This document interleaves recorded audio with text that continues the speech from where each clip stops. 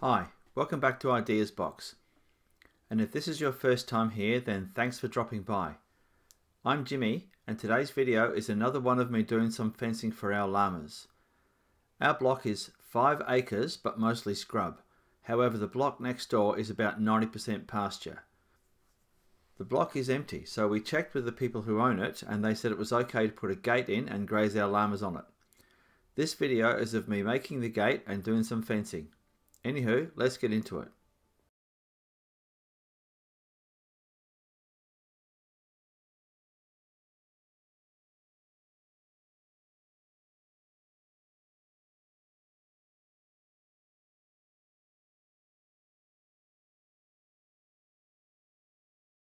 Right, I've had to give up on the idea of having a bend because the water pipe that I got keeps crimping, and I don't know why, because I've tried 3 and I'm just wasting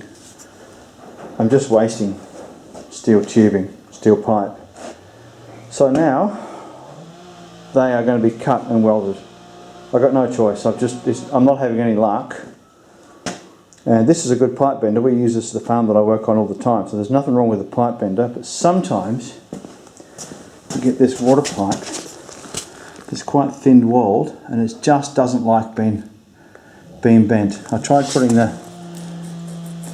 the seam on the inside of the bend, which is the best thing to do, and it hasn't helped. As you can see, I've made a bit of a mess of that, so they're just going to be cut and welded gates now. So a lot more welding, but it is what it is. Put this back over in the corner and I'll take that back to work on Wednesday. So now these gates are not going to have a bend, so these calculations are all out the window. They're going to have a piece like that, and then that piece there, and then obviously another piece there.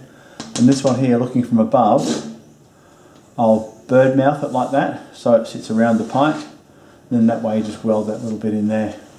It'll look nice, it'll look fine. It's just not what I wanted to do, but it is what it is. If I can't get the pipe to bend, it won't bend.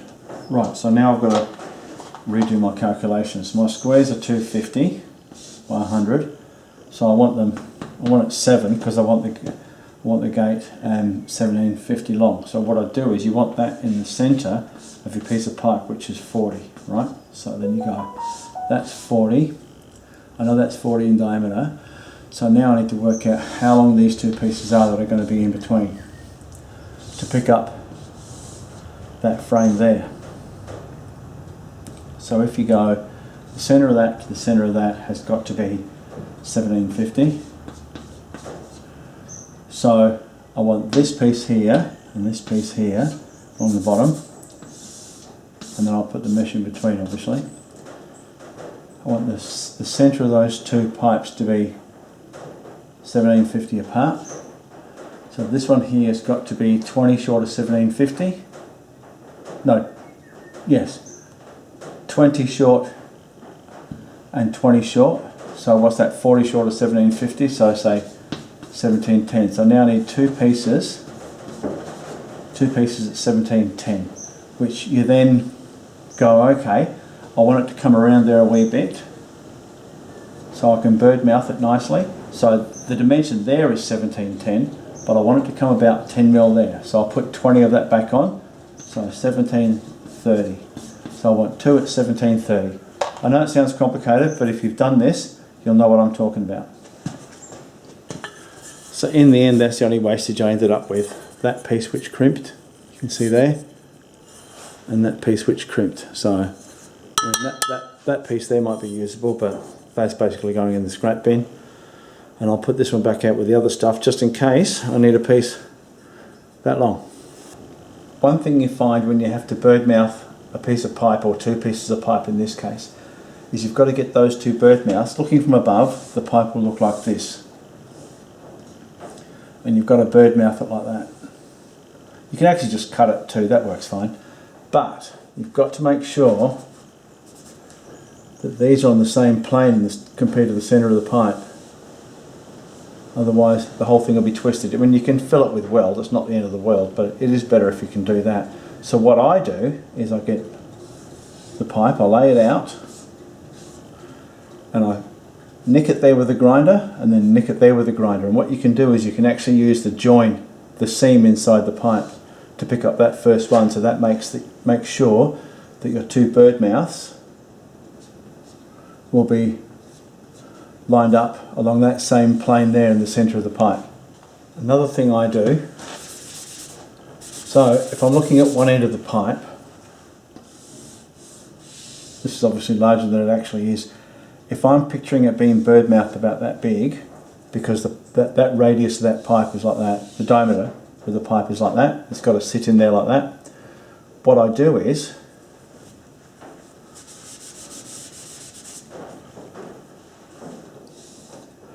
if I'm picturing it being about that big, I slot it with a grinder so that I know that when I cut from there to there, because once you start cutting, it's a little bit difficult to picture exactly where it is you need to end up.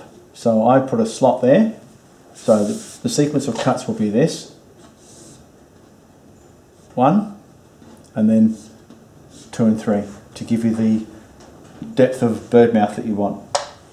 So I've picked up that the join is there. So then you hold that really still.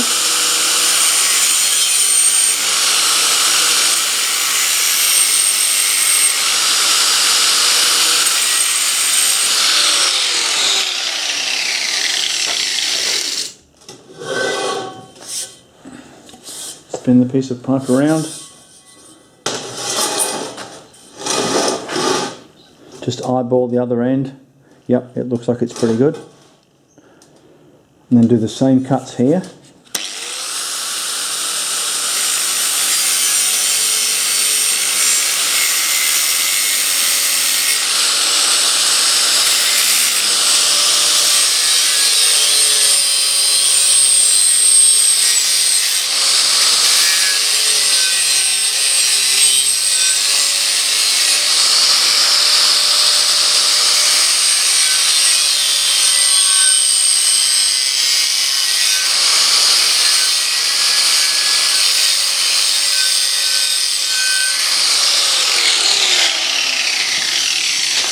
You get your little piece of cut off pipe and you kind of go like that. Okay, I could probably take that a bit deeper.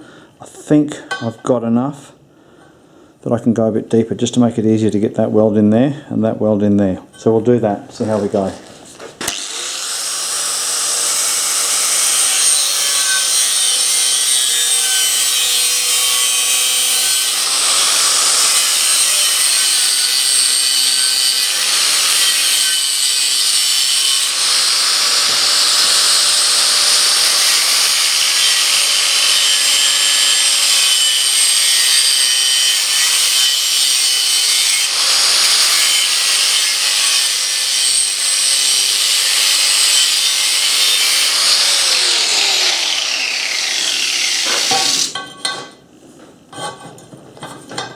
Yep, that's not too bad. That should be easy enough to weld. That'll come up quite nice. What you can do is you can get a hammer and just ease them in. That little face there and that little face there, you can just ease them in. Here, I'll show you that, what I mean by that. Get a small engineering hammer. Just give it a... See, that's just eased in a wee bit.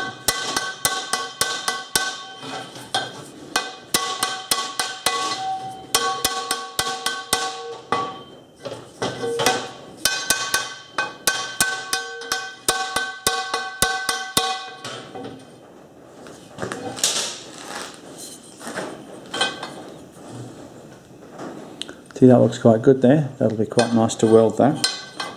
See, if you look there. If you look there, that's actually following very nicely around there.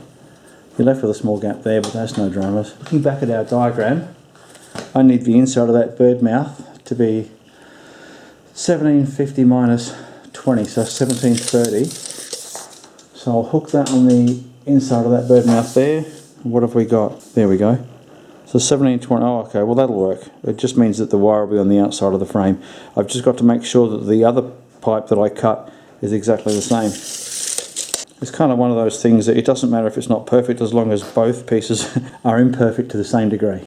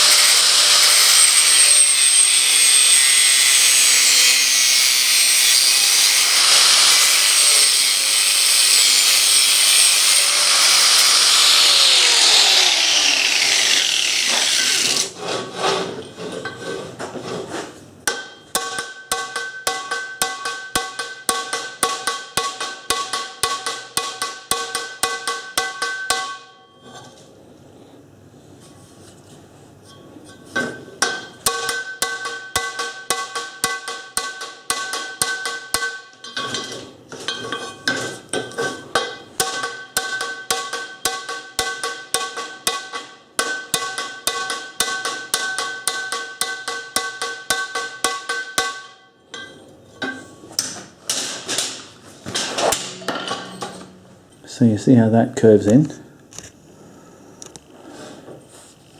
See that curves in, and then that curves in there. So we'll see how that's going. Yep, that should be quite nice to weld, that one. So obviously you take all the galv off of that face there, and once I've said, as I've said before in my other videos, you grind until you get sparks, because galvanizing doesn't make sparks, steel makes sparks. So we'll clean them off and we'll weld them up. One thing you have to do is try and get those bird mouth sections of this pipe the same length, and I've actually done not too bad a job. They're within a couple of millimeters of each other, so this gate should go together nice and square. And as you can see, they're rolled in. I don't know if we call it a rolled bird mouth or whatever, but I just find that works for me. It just means less welding. It just means less filling with the welder, so it just welds up heaps nicer. So check whether the whole job is square or not. Obviously by square I mean perfectly square. I mean square as in geometrical square. You go from corner to corner, so that's 1915, and this one is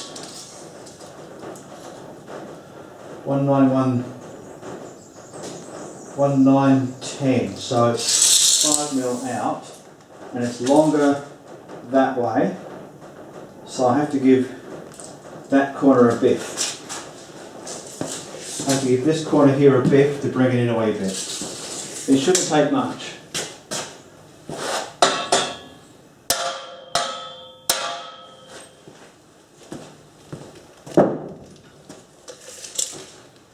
It might not have done much because I wasn't holding this corner.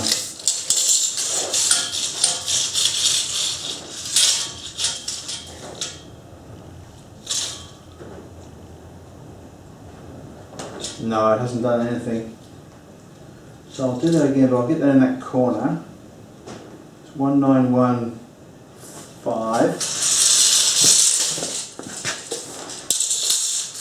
I'll get that just over in the corner like the same. Oh, there we go. The inside edge like that. And that's 1913. Do you know what? That's pretty close. That'll be fine.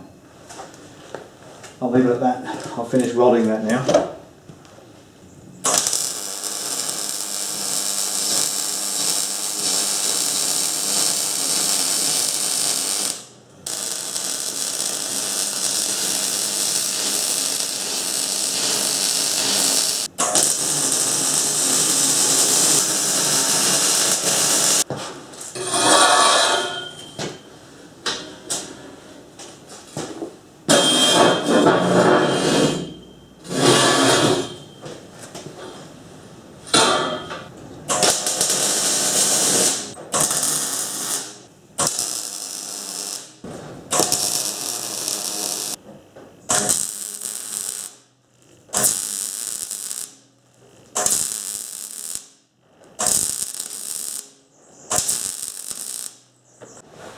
Now just to fit the mesh, which is easy enough, what you do is you tack one corner and then ensure that one's square, make sure that runs down the middle of that post, and then take it out to there.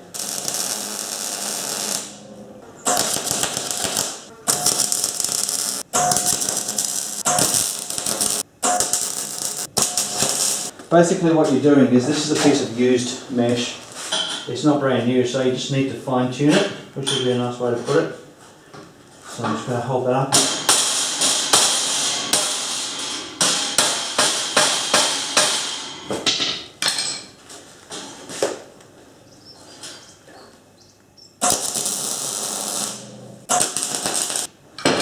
So I'll just go around now and do all of them in similar vein. You basically have to make sure you've got the bow out of it when you weld it, otherwise if it's like that and you try to, if it's welded either side, it's got nowhere to flex. So you're better off to roll it like that. It's like doing up the head bolts on an engine. You've got to think about where all the excess is going to go. This is part of our llama yard. That's their little shed, and where they can graze goes about 100 metres in that direction, but it's triangular in shape and it's not the best grazing anyway.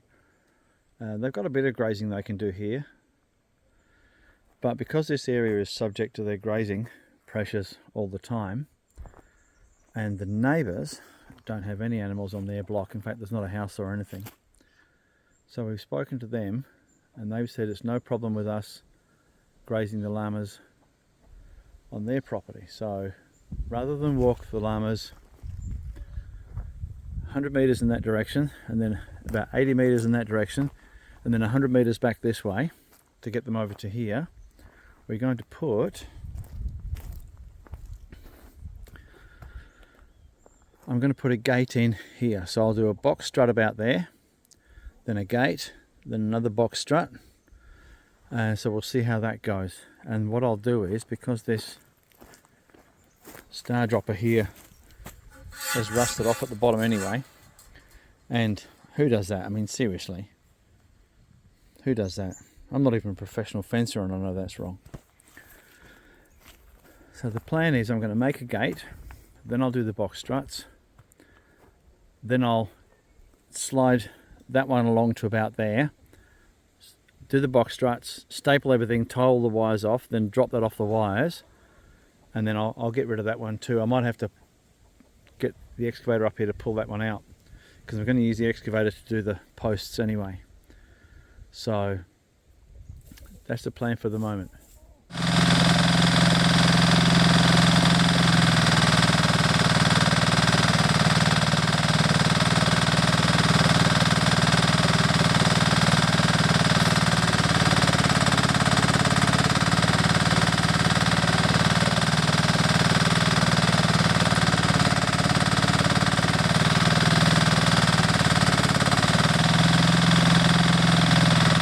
So there's the 4 posts in. 1, 2, 3, 4. That space in there is where the gate's going to go. So I'll box drop them up now and we'll see how we're going. So there's one box strut done. You take the high side of the wire that's going to take the load, because you're trying to pull it back this way to pull it against the tension of the fence. So I'll do this one next, with obviously the high side of the wire over there coming down. And then I can cut all these 6 wires here, cut those 6 wires, tie them off on this post here and this post here, swing the gate, and then time for a beer. So that one's come up nice and tidy. All the knots look pretty good. Pretty happy with that.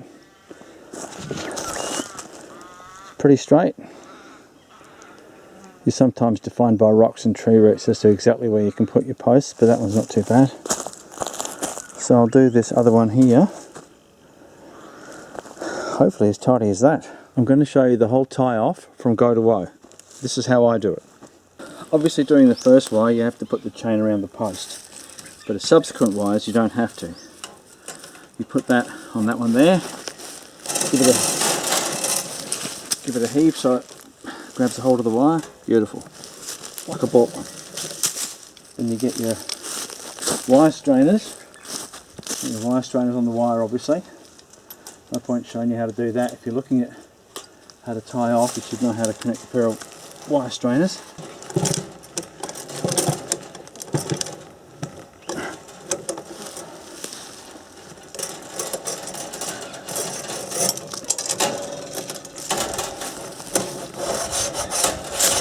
Then you get your wire and you go around, pass it underneath, pull it like that, and give it a bit of a twitch like that. And you poke it down through there.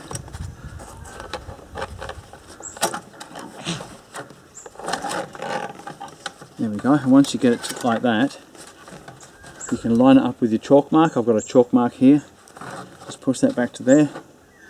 Line it up with the chalk mark. Then you can let your wire strainers off. There we go.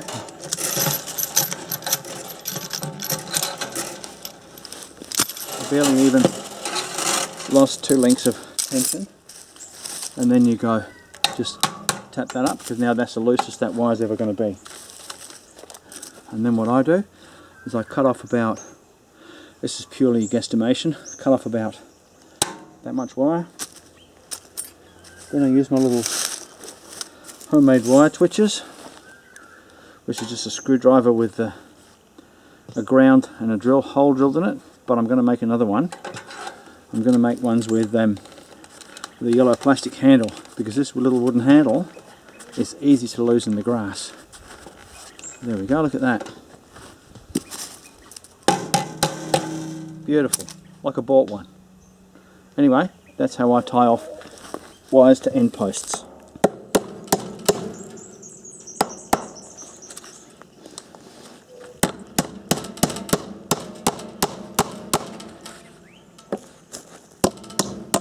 Get rid of some of these elbow chipping nails. Right, where was I? That's right. The top one's a little bit more difficult because you can't really tie it off here because this is in the way. So what you need to do is you need to bring it down lower.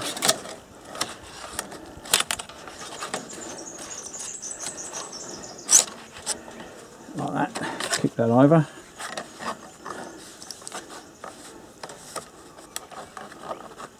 Pull that through. If I end up wrestling with this, I'll speed it up a wee bit.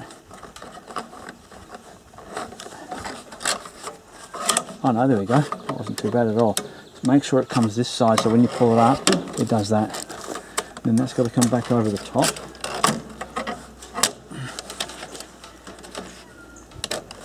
So then you cut your wire off to the length you'd like it, say about that long, because I want it to go around 4 or 5 times. 1, 2, 3, 4, 5, 6 cut-offs. Beautiful. That's what I like to see. So now this one, you can't use your little wire twitcher, but what you can use is your pliers. You put the wire through that round part of your pliers there.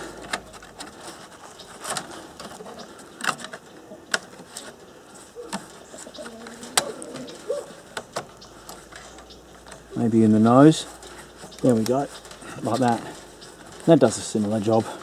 It's not quite as easy, but that'll look fine. And then you can see, because I had no tension on it, it's twitched that round. So just give that a little bit of a heave. Get that up to where you want it, about there. Let your tension off your wire strainers.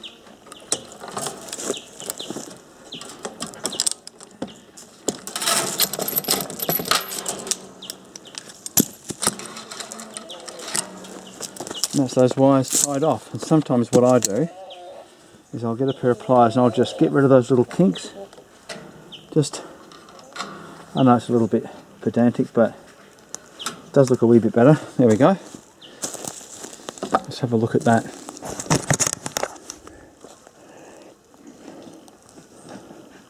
Actually, what I'll do is I'll just knock that wire back a bit. Right, now that's the loosest that'll be. I'm pretty happy with them. So I'll staple that post and then job done. One of the hazards of fencing, I've put that post in and I've disturbed an ant's nest, so they're not happy with me. So I might move my tools away from them before I get bit.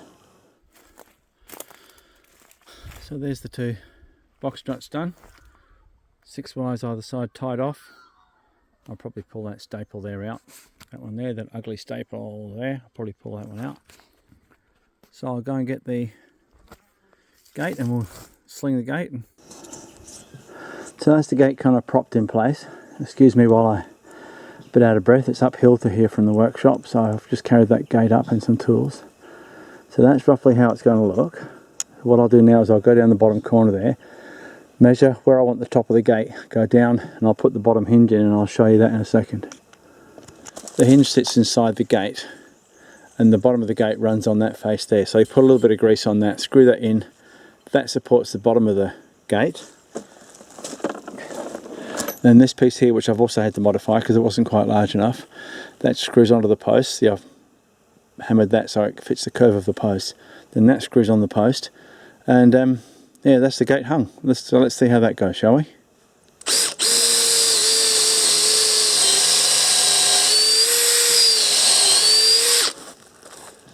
And I always put a little bit of grease. It helps them go in, and it also insulates them from the wood. From the wood gets damp, it'll help slow down the corrosion.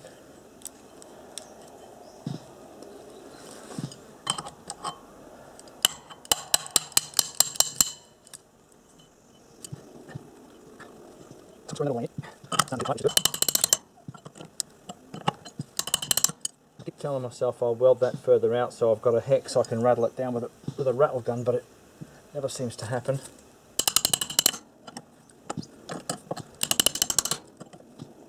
Right, so is that gonna? It's got to go in a wee bit more. I reckon. Right. So now a little bit of grease on there.